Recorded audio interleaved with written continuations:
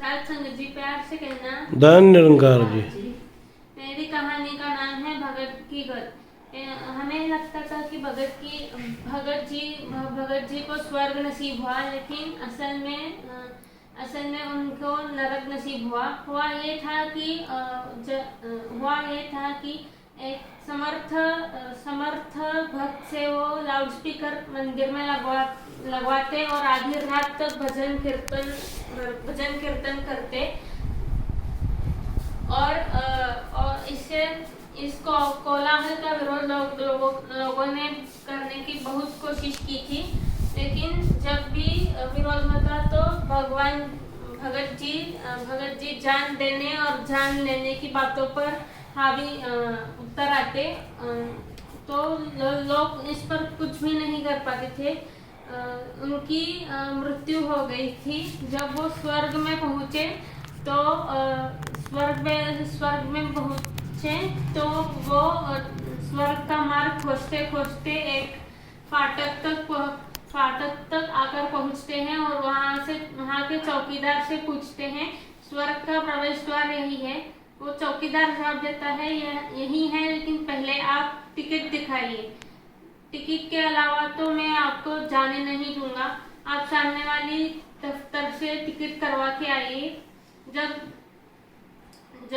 भगत जी उस चौकीदार को ठेल कर आगे निकलने की कोशिश करते हैं, तो चौकीदार पहाड़ से नीचे हो जाते हैं और उनको उठाकर सामने वाली दफ्तर की सीढ़ी पर लाकर रख देते हैं। अंदर प्रवेश करते ही एक देवता फाइल लेकर बैठा दिखाई पड़ता है।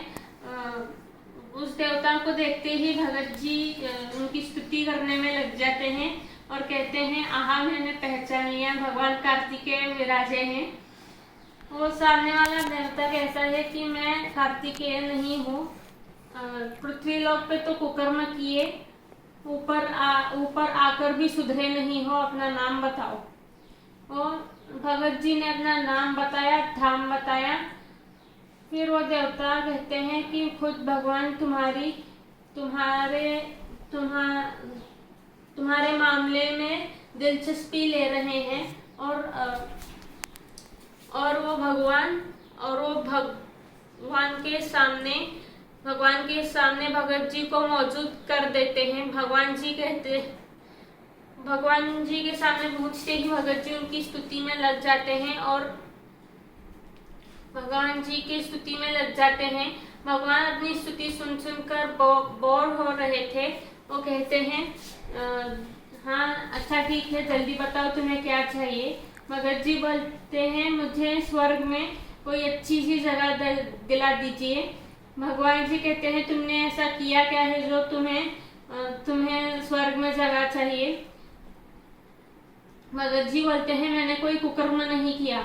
भगवान जी चिढ़कर बोलते हैं, तुमने 2 लोगों की जाने ली है, मैं सिद्ध भी कर सकता हूँ। तो वो एक रमानाथ मास्टर को बुलाते हैं, जिनको भगत जी पहचान जाते हैं और उसके मरने का कारण बीमारी बताते हैं। भगवान जी बोलते हैं, उसके मरने का कारण बीमारी नहीं, तुम्हारा लाउडस्पीकर है। रमानाथ मास्टर कहते हैं, मैं 4 दिनों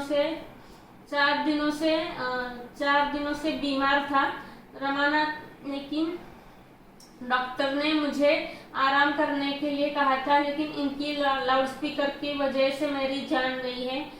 उसके बाद वो 23 वर्षीय सुरेंद्रनाथ नाम के एक युवक को बुलाते हैं और उनसे उनके मरने का कारण पूछते हैं। सुरेंद्रनाथ कहते हैं, मेरी परीक्षाएं पास आ रही थी और मेरा घर इन्हीं के मंदिर के पास में है। इनके लाउडस्पीकर की वजह से ना तो मैं पढ़ सका ना कुछ याद कर सका, इसलिए मैंने आत्महत्या कर ली थी। भगवान जी भगत जी के इन कुकर्मों को देखकर भगत जी को नरक में डालने का आदेश देते हैं।